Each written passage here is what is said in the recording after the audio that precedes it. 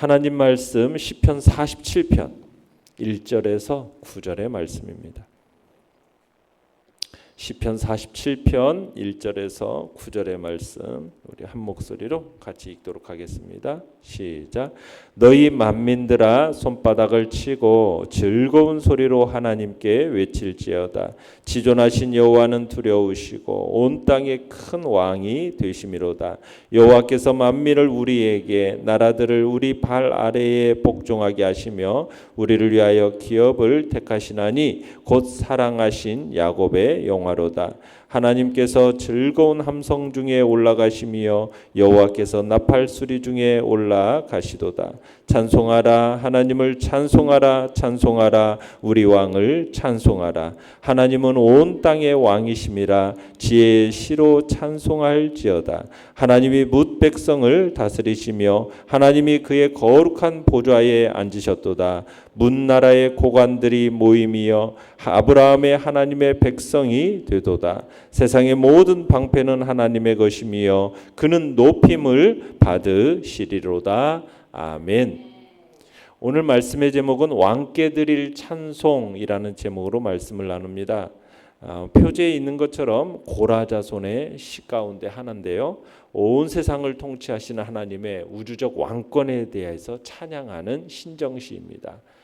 본시의 배경으로는 볼 수 있는 사건이 오베데돔의 집에서 하나님의 법궤를 다윗성에 마련한 장막으로 옮겨올 그런 배경으로도 얘기를 하고요. 또 그 다음에 솔로몬이 성전을 건축하고 하나님의 법궤가 옮겨지는 그런 것을 배경으로 해서 이 시가 지어졌다라고 볼 수가 있습니다.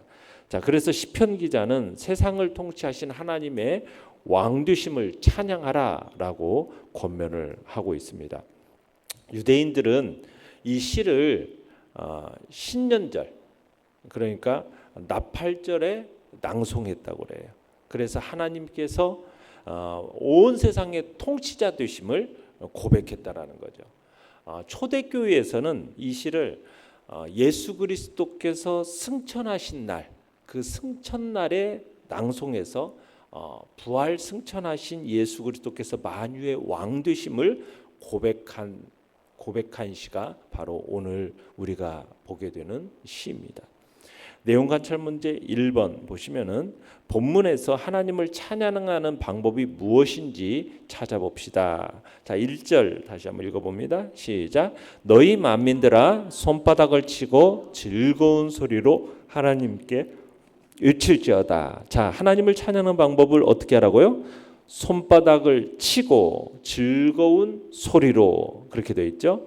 그러니까 박수 치고 큰 환호를 보냄으로 지금 하나님께 외치는 소리를 지금 얘기하고 있습니다. 마치 이제 왕이 시립해 있는 보좌 앉을 때 시립해 있는 무리들이 환호하는 모습을 나타내고 있는데요.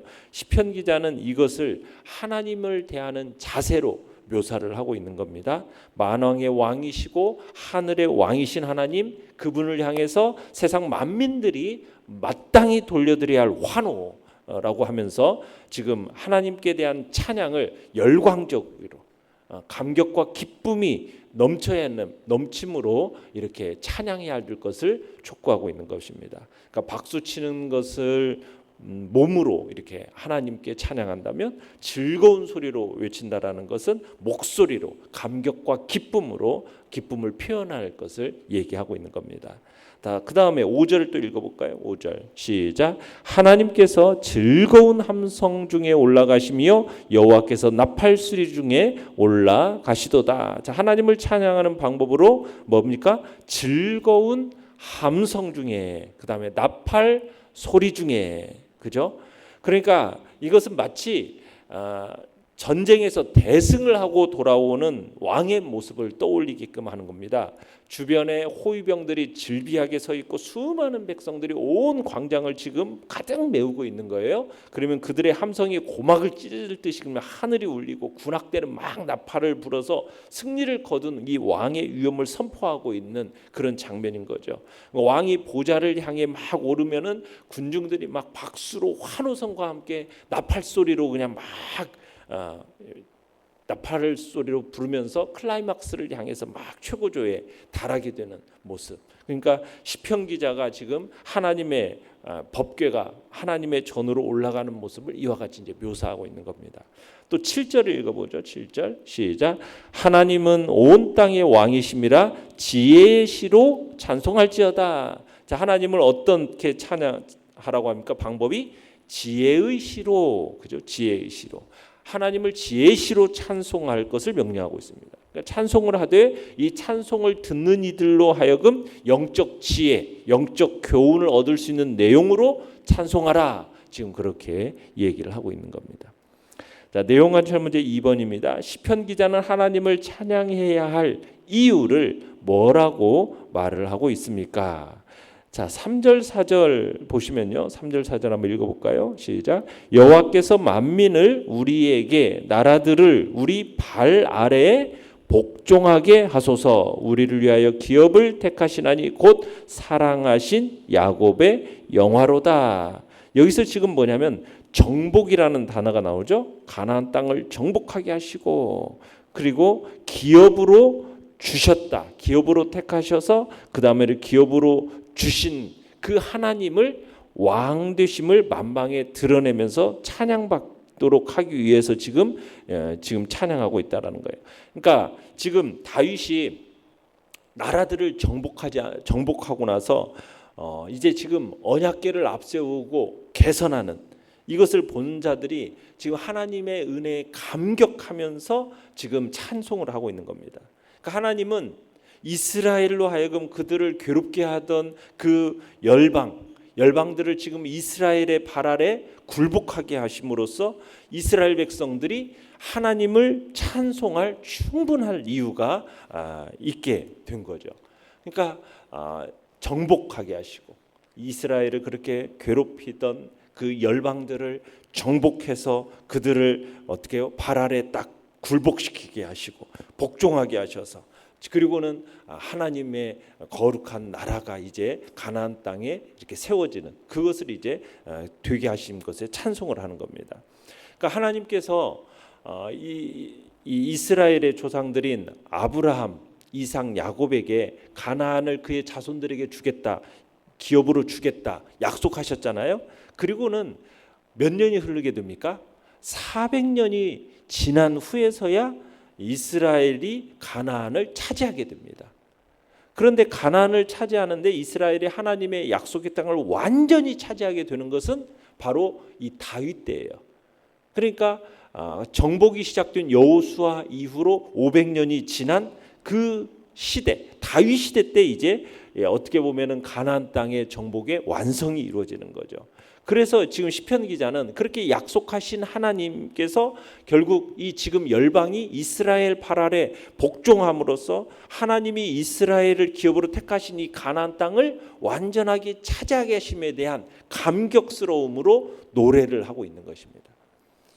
자, 그 다음에 6절 7절을 한번 읽어볼까요? 6절 7절 시작. 찬송하라 하나님을 찬송하라 찬송하라 우리 왕을 찬송하라 하나님은 온 땅의 왕이심이라 지혜의 시로 찬송할지어다. 자, 하나님을 찬송할 이유가 무엇입니까? 하나님은 온 땅의 왕이시기 때문이다. 하나님은 온 땅의 왕이시기 때문이다. 여기서 보면은 시편 기자가 하나님의 백성들을 향해서 하나님을 찬양할 것을 촉구하는데 단 한 번의 구절로 한 구절에 찬송하라는 단어가 몇 번이나 나오고 있습니까? 4번이나 거듭 반복되고 있죠. 그러니까 하나님은 아무리 찬양하러 할지라도 부족하다. 그 부족할 정도 위대한 분이시다. 그걸 나타내기 위해서 지금 찬송하라 찬송하라를 지금 4번에 걸쳐서 하고 있는 거예요. 마땅한 하나님의 백성으로서 의무라는 것을 강조하기 위해서 찬송하라라는 단어를 거듭 반복해서 쓰고 있는 거죠. 바로 찬송할 이유는 하나님은 온 땅의 왕이시기 때문입니다. 연구와 묵상 문제 3번입니다. 야곱의 영화는 어떤 사건과 관련이 있습니까? 4절에 보시면은 사랑하신 야곱의 영화로다라는 단어를 쓰고 있어요. 그죠? 그 사건을 8절 9절과 연결시키는데요. 자, 8절 9절 읽어보겠습니다. 시작. 하나님이 뭇 백성을 다스리시며 하나님이 그의 거룩한 보좌에 앉으셨도다. 문 나라의 고관들이 모임이여 한 아브라함의 하나님의 백성이 되도다. 세상의 모든 방패는 하나님의 것이며 그는 높임을 받으시리로다. 자, 야곱의 영화라는 것은 뭐냐면 구원받고 하나님의 백성된 모든 성도가 하나님이 주신 그 기업으로 영광을 누릴 것을 나타내는 것을 지금 야곱의 영화 이렇게 지금 표현을 하고 있는 겁니다. 그러니까 시편 기자는 하나님이 뭇 백성을 다스리시는 분이라는 것을 선포함으로써 하나님만이 만왕의 왕, 만주의 주 이것을 지금 강조하고 있는 거죠. 그러니까 뭇 백성을 다스리시는 만왕의 왕, 그 만왕의 왕으로서 하나님의 면모가 어디에서 드러나느냐? 하나님이 그의 거룩한 보좌에 앉으셨도다라는 이 표현에서 고조가 되는 겁니다. 이 표현, 거룩한 보좌에 앉으셨다라는 표현은 뭐냐? 하늘 아래에 있는 통치자, 그러면서도 심판자로서의 면모가 여기에 지금 표현되어 있는 거예요. 함축되어 있는 거예요. 통치자요 심판자이신 하나님. 그러니까 모든 나라를 향하여 하나님의 다스림과 통치가 전 우주적인 왕권을 가지신 분으로, 또 다른 한편으로는 모든 나라 백성들에게 공의로 심판하시는 최종 심판주로서의 면모를 지금 이 모습에서 보여주고 있는 것입니다. 뭇 백성을 다스리는 통치자시요 또 거룩한 보좌에 앉으셔서 심판하시는 심판주로서, 그래서 하나님은 문나라의 통치자, 그래서 하나님 나라의 백성이 하나님의 백성이 되어서 이제 하나님을 예배케 하실 것을 지금 얘기하는 겁니다. 그러면서 문나라는 게 뭡니까? 모든 나라거든요. 원방에 있는 모든 멀리 있든 상관없이 이스라엘만이 아니라 모든 나라의 백성과 방백들이 다 같이 모여서 하나님의 백성으로 세워지는 사건을 지금 얘기하고 있는 겁니다. 그 사건이 어떻게 해서 이루어지게 되었습니까? 태초에 세계 만민 중에서 하나님의 백성으로 이스라엘을 택하여 부르시고, 그리고 이스라엘 백성 가운데 메시아를 이제 보내주셔서 그 선민 이스라엘을 통하여서 이제 구속의 원리와 방법과 구속의 법을 이스라엘 백성에 가르쳐 주시고, 마침내 그리스도를 보내셔서 그로 하여금 최종 성취케 하시고, 그리고 그의 예언이 이제 구약에 이제 풍성하게 담겨졌는데 그 예언들이 이제 단절되지 않고 계속되어 있게 하심을 이제 각인시켜 주면서 마침내 예수 그리스도의 이 구속의 복음의 사역으로 말미암아 온 세계에 이제 복음이 전파되게 하시고 세계 만민이 이 복음을 절대 구원의 진리로 확인하고 기쁨으로 받아들이고 예수 그리스도를 당신의 주로서, 이제 자신의 주로서 인정하고 자발적으로 순복하게 하는 이 구속의 경륜이 전개되어지는 것을 바로 이 말씀 속에서 우리에게 얘기를 하고 있는 거예요. 그러니까 세상 끝날 때까지, 태초로부터 세상 끝날 때까지 하나님께서 구속사를 진행해 나가시면서 구약 시대부터 오늘날에 이르기까지 한치의 오차도 없이 완벽하게 정말 진행시켜 오셨잖아요. 그리고 앞으로도 이제 세상 끝날 때까지 그렇게 계속 진행해 나가실 겁니다. 그러니까 구약 선민 이스라엘에 대한 하나님의 구원의 역사를 체험한 시편 기자가 그걸 바라보고 있는 거예요. 이제 세계 만민을 향해서 하나님을 찬양하라, 그 촉구를 하는 거죠.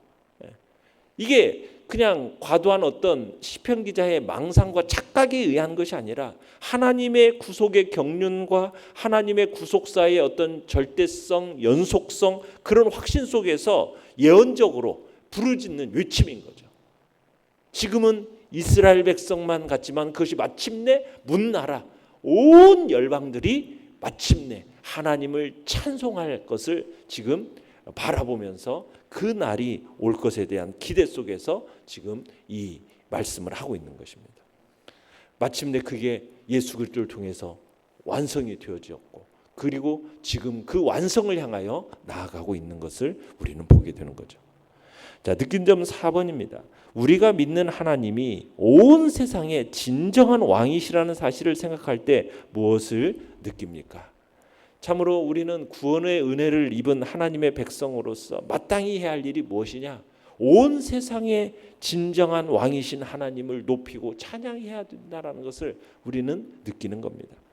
우리는 구원받은 하나님의 백성으로서 하나님을 찬양하는 것이 마땅한 의무라는 것, 우리는 이것을 다시 한번 생각하게 되는 거죠. 하나님이 어떤 분이십니까? 여기 시편 기자의 표현처럼 하나님은 지존하신 분이십니다. 2절에 나오는 것처럼 온 땅의 큰 왕이십니다. 만민을 이스라엘의 발 아래 복종케 하시는 분이십니다. 우리가 믿는 하나님은 진정 온 세상의 왕이십니다. 그분이 특별히 이스라엘을 자기 백성으로 삼으셨고 이스라엘을 하나님이 직접 다스리시는 백성으로서 특별 관심 대상으로 이스라엘 백성을 삼으시지 않았습니까? 그래서 그들의 모든 필요도 다 채워주시고 보호하시고 인도하시고 그런 하나님이에요. 그런 하나님을 찬양하지 않을 수 없는 거죠. 그런데 그 하나님께서 택하여 부르신 이유가 뭐예요? 찬송을 받기 위해서 그 은혜를 찬송하도록 부르셨단 말이에요. 그렇다면 우리도 마찬가지도. 우리도 부름받은 이유가 무엇입니까? 택하여 부름받은 이유가 하나님의 그 위대하심을 인해서 우리를 그런 특별한 백성으로 삼아주심을 인해서 내가 지음받은 그 목적이 바로 하나님을 찬송하도록 지음받았음을 우리가 생각한다면 우리는 이 하나님을 찬송함이 선택사항이 아니라 정말 마땅한 의무이고 하나님의 은혜를 깨달은 자로서 자연스러운 발로라는 것을 우리는 생각할 수가 있는 것입니다. 그래서 우리는 항상 우리의 입술에서 하나님의 그 찬송이 멈추지 않아야겠다. 다시 한번 결단하고 하나님을 찬양하는 것은 우리 성도들의 삶의 의미이자 목적이라는 것을 늘 기억하면서 오늘도 하나님을 향한 찬송이 우리의 입술과 또 우리의 온몸을 향으로 주님 앞에 그 찬송이 드려지기를 간절히 바랍니다. 결단과 적용 5번입니다. 나의 감정이나 상황과 상관없이 온 세상을 통치하시며 내게 하나님의 나라를 기업으로 주신 왕이신 하나님을 찬양합니까? 손바닥을 치고 즐거운 소리로 즐거운 함성과 나팔 소리로 지혜의 시로 찬송하라는 말씀을 어떻게 적용하겠습니까?